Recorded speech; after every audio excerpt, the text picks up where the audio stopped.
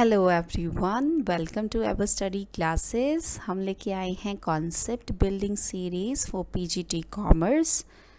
आज का टॉपिक है unity of command versus unity of direction. बहुत इंपॉर्टेंट टॉपिक है, इसमें से क्वेश्चंस आते हैं।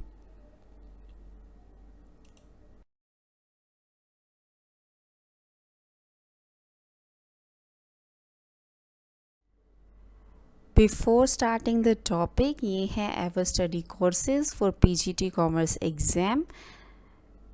आप अपनी तैयारी के अकॉर्डिंग जो आपको ठीक लगे उस कोर्स में इनरोल कर सकते हैं और अपनी प्रिपरेशन को इन्हेंस कर सकते हैं।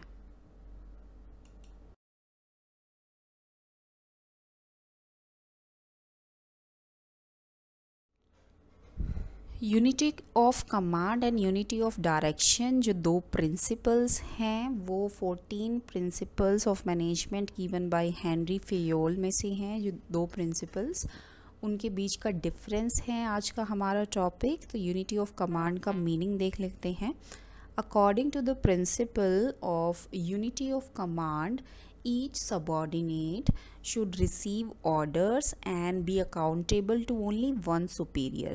इसमें क्या होता है, ये बोला गया है कि जो भी सबॉर्डिनेट है वो सिर्फ एक अपने सुपीरियर से ऑर्डर रिसीव करेगा और एक ही सुपीरियर को ही वो अकाउंटेबल होगा, यानी कि उसकी आंसरेबिलिटी एक ही सुपीरियर को ही होगी।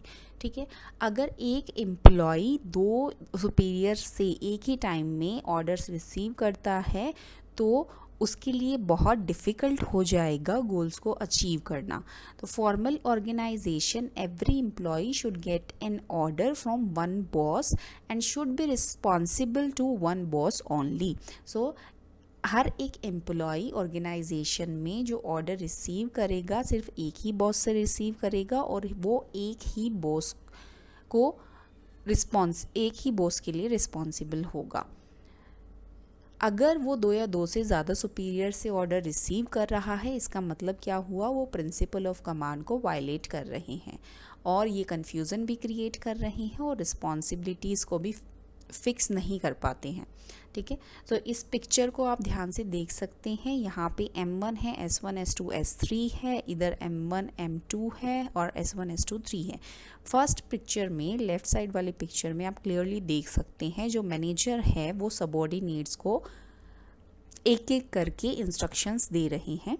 ठीक है, या ऑर्डर दे रहे हैं। M1 S1 को दे रहा है, M1 फिर S2 को, M1 फिर S3 को, राइट।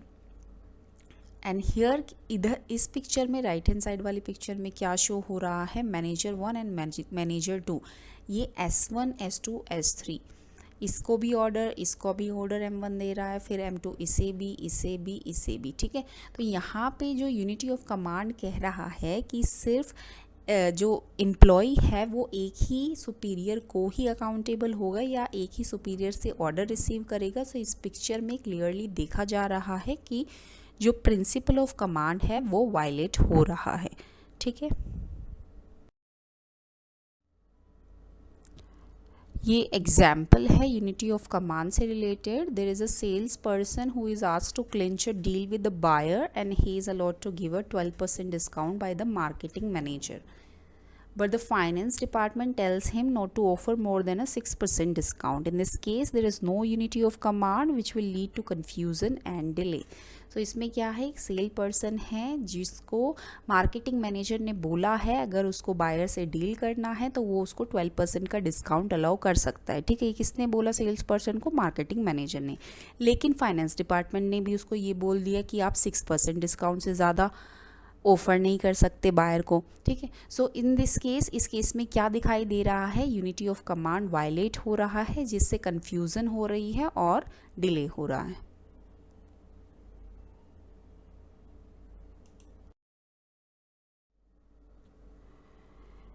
यूनिटी ऑफ डायरेक्शन का मीनिंग क्या होता है, it states that there must exist only one superior and one plan for a range of activities seeking the attainment of the same objective। यहाँ पे जितने भी सुपीरियर्स काम कर रहे होते हैं या टीम वर्क जो काम कर रही होती है वो एक ही प्लान को फॉलो करती है और एक सेम ऑब्जेक्टिव को वो अटेन करने की कोशिश करती है.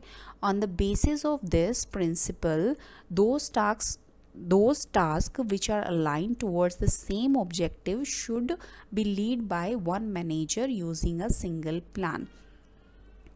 इस प्रिंसिपल के बेसिस पे जो टास्क अलाइन हुए हैं सेम ऑब्जेक्टिव को अचीव करने के लिए वो वन मैनेजर ही लीड करेगा और एक सिंगल प्लान ही यूज़ करेगा.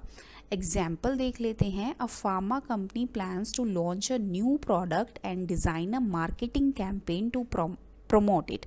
एक फार्मा कंपनी है जिसको नया प्रोडक्ट लॉन्च करना है और मार्केटिंग कैंपेन डिज़ाइन करना है उस प्रोडक्ट को प्रमोट करने के लिए. The campaign involves collaborating with data analysis, market research, advertising, PR and sales team. तो ये सारी जो टीम हैं वो इन्वॉल्व होती हैं डिस्पाइट देयर डिफरेंट रोल्स. ठीक है, इनका रोल्स डिफरेंट होगा. डेटा एनालिसिस का रोल डिफरेंट होगा, मार्केट रिसर्च टीम का रोल डिफरेंट होगा, एडवर्टाइजिंग का रोल डिफरेंट होगा, सेल्स टीम का रोल डिफरेंट होगा.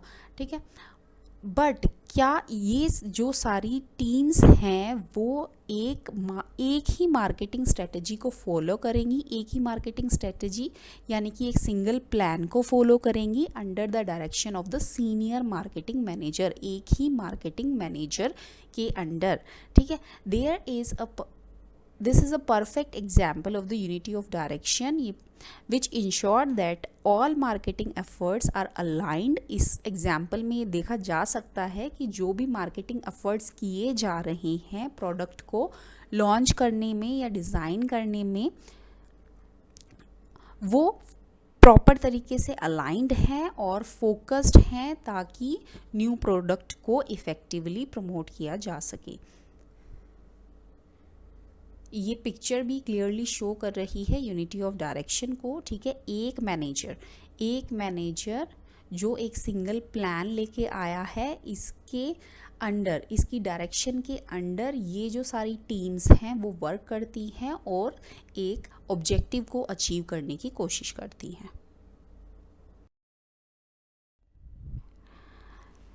Difference between unity of command versus unity of direction. First है मीनिंग. यूनिटी ऑफ कमांड क्या है कि हर एक सबऑर्डिनेट एक ही सुपीरियर से ऑर्डर्स को रिसीव करेगा और वो उसी सुपीरियर को ही अकाउंटेबल होगा. यूनिटी ऑफ डायरेक्शन क्या है, ये इम्प्लाई करता है कि there should be one head and one person for proof of activities having the same objective. One hand and one plan भी आप यहाँ पे देख सकते हो कहीं कहीं पे. ठीक है, so one head and one plan comes under unity of direction. Okay, ये वाला क्वेश्चन ऐसा क्वेश्चन एक हरियाणा पब्लिक सर्विस कमीशन का भी पीछे एग्ज़ाम हुआ था, PGT कॉमर्स का, उसमें आया हुआ था. ठीक है, नेक्स्ट है basis of difference is aim. It's aim to avoid confusion as fix responsibility. Confusion को अवॉइड करना और रिस्पॉन्सिबिलिटी फिक्स करना इस यूनिटी ऑफ कमांड का एम है. यूनिटी ऑफ डायरेक्शन का एम है to direct efforts of all employees to achieve the organizational goals. Implications हैं, तो it is related to the functioning of the personnel. तो personnel की फंक्शनिंग से related है ये. It is unity of direction जो है वो it is related to the functioning of the entire organization. Next is significance. Unity of command improves efficiency and brings harmony and discipline. In unity of direction, it ensures unity of action and coordination of efforts of the employees. Next है consequence of violation. In absence or violation will create confusion as to whose order a subordinate has to comply with. यहाँ पे अगर unity of command को violet किया गया तो confusion create हो जाती है, और यूनिटी ऑफ डायरेक्शन अगर वायलेट होता है तो इससे क्या होता है, अननेसेसरी डुप्लीकेशन ऑफ एफर्ट्स हो जाते हैं और रिसोर्सेज की वेस्टेज हो जाती है.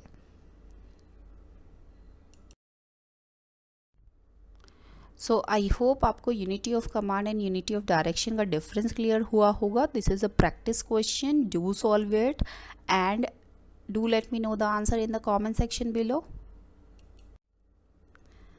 Thank you so much for today. हम ऐसी और वीडियोज़ आपके लिए लाते रहेंगे.